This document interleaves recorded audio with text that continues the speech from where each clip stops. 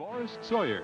Good evening. The sands of Middle East politics have shifted again tonight. Yesterday, there was optimism about Secretary of State Baker's Middle East Peace Initiative, with the Gulf states agreeing to join proposed talks as observers. But today, Baker got nowhere in his efforts to temper Syria's conditions for talks with Israel, and the initiative now appears to be in serious trouble. Our national security correspondent John McWethy has more. After nearly 6 hours of meeting with the Syrian president, Secretary Baker came away empty-handed and frustrated. Baker failed to make any progress on the two remaining issues that separate Syria and Israel on regional peace talks. Syria demands a major UN role in a peace conference, and Israel will accept none. Syria wants any peace conference to meet repeatedly, and Israel wants it to be a one-time-only session leading to one-on-one talks with Arab governments.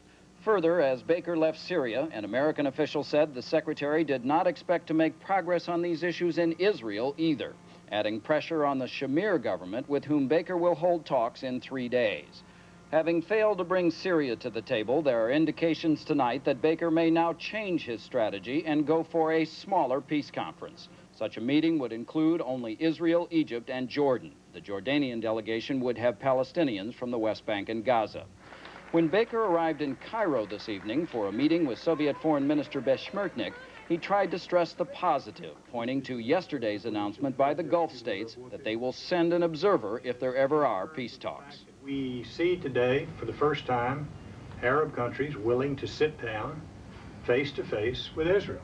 As a consequence of the announcement yesterday from the Gulf Cooperation Council. But the mood in the Baker delegation is not positive.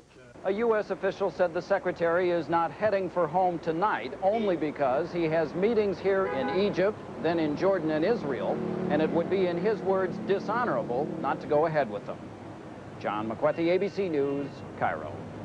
Israel's response to news of the Gulf states' support of a Middle East peace conference has been lukewarm, with some leaders calling it meaningless. Those comments come on a symbolic day when Israel is not likely to talk about trading land for peace. Mark Litke reports.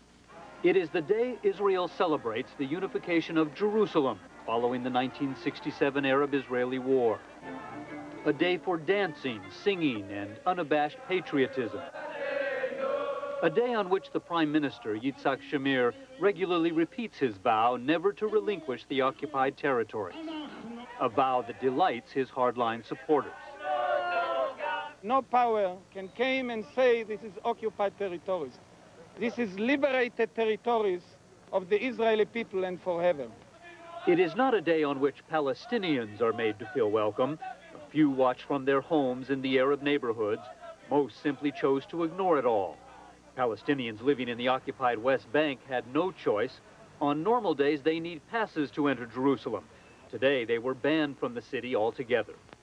Though it was a day of unbridled emotions for some, it was relatively peaceful by recent standards.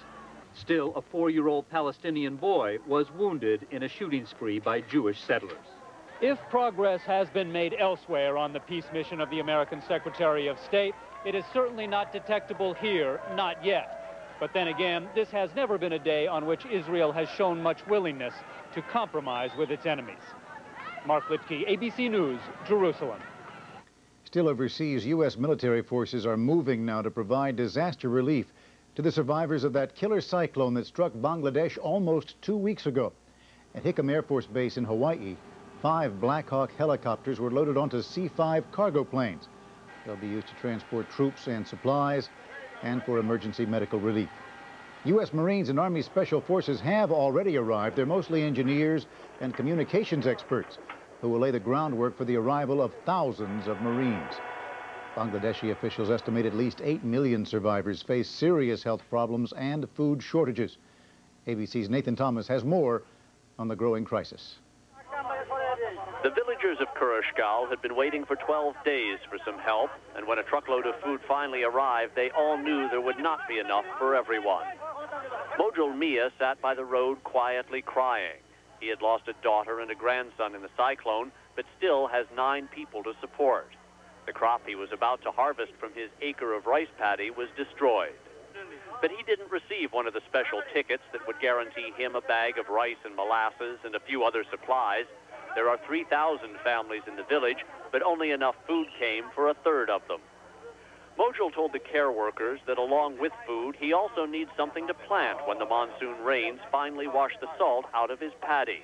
I'm returning to the United States with recommendations to our Congress as to what is needed, and in my view, it is housing, which we can do relatively little about, but it's seed rice, and we can do a lot about that. A sympathetic care worker finally put Mojul Mia into line, but in giving him one of the survival kits, someone else didn't get one. As the food began to disappear, people tried to push into line, some trying to pass off bits of paper as the valued tickets. Others desperately tried to rush across the rice paddies, but were chased back by police. The despair grew as the food ran out.